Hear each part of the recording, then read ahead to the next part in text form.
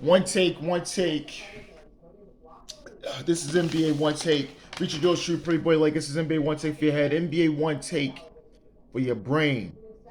Coming to you live from my home. This is NBA one take, part two, November 27, 2024. Okay, no NBA on this part two. It's four series that I watch, four good ones. Like the first one I'm gonna get to is Cross season one, starring Aldrich Hodge. He plays Alex Cross, and it's a uh, prime series. And at first, I didn't until I started hearing, and then I said, "Let me watch this," and I can say it was really good. It was really good.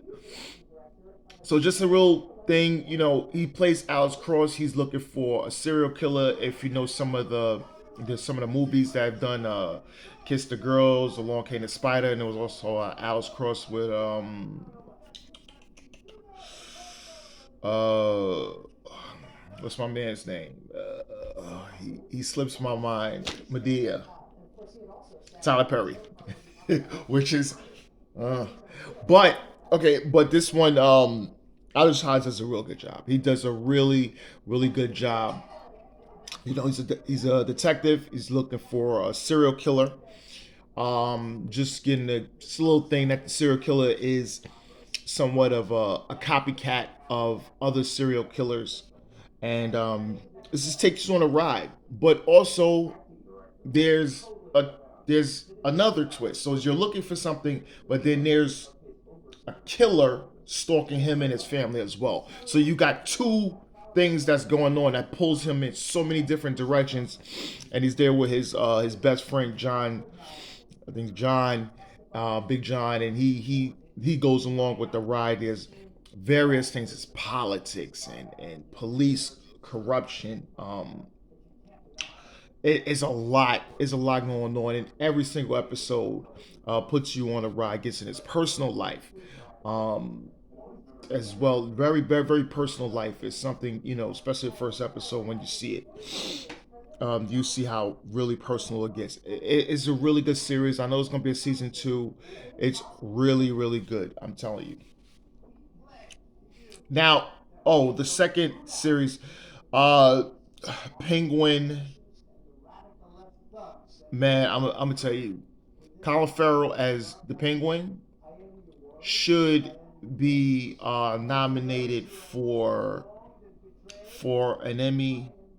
This portrayal of the Penguin is masterpiece work, as well as I think it was Christina Militoni. I think her name is. She plays Sophia Falcone. These are two great performances, and I mean great performances. They held this entire series, and when you see it, it's you see there's so many clips, there's so many things talking about this. Colin Farrell is back. This is masterpiece work as the Penguin, as he plays Oswald Cobb. And Sophia Falcone, she just the two going at it um is really great. Back and forths, going at each other, because these events comes after the series with the Batman, with after the Batman, the movie that came out 2 years ago. So with Falcone and the Riddler and all this other thing, and then the Penguin befriends a young, I don't know if he's Dominican, kid Victor, and that dynamic, it brought like it just brought a different side to him.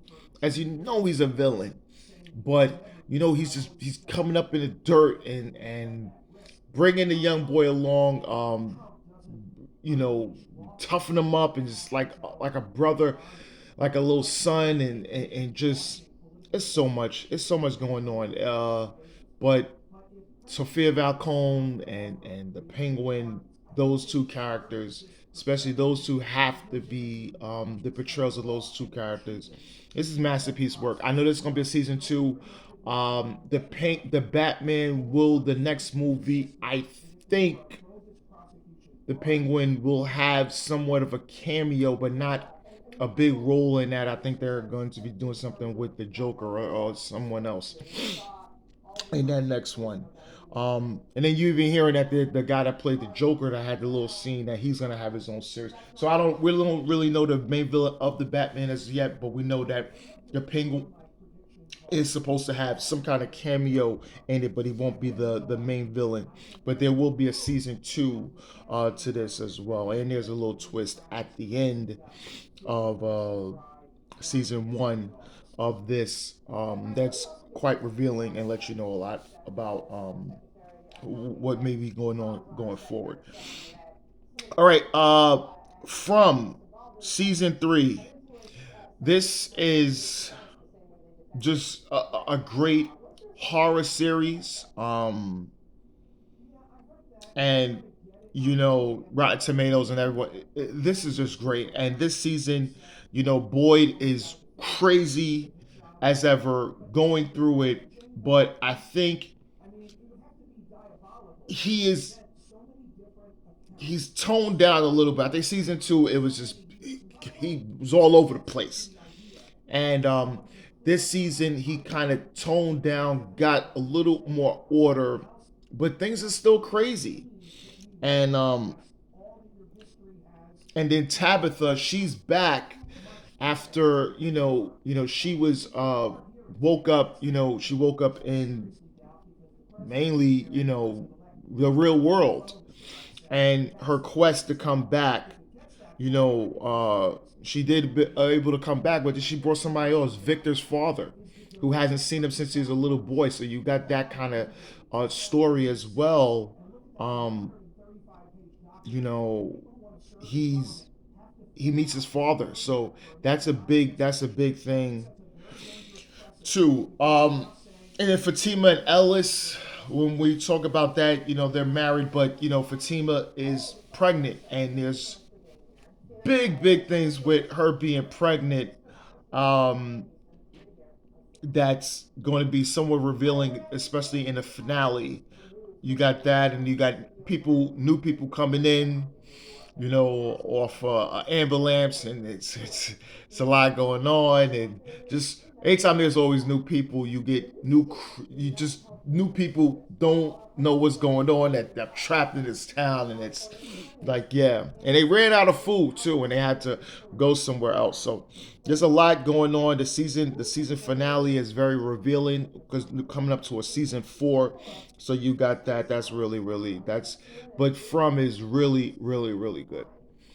All right, the last one is Monsters Review. It's a Netflix series with the another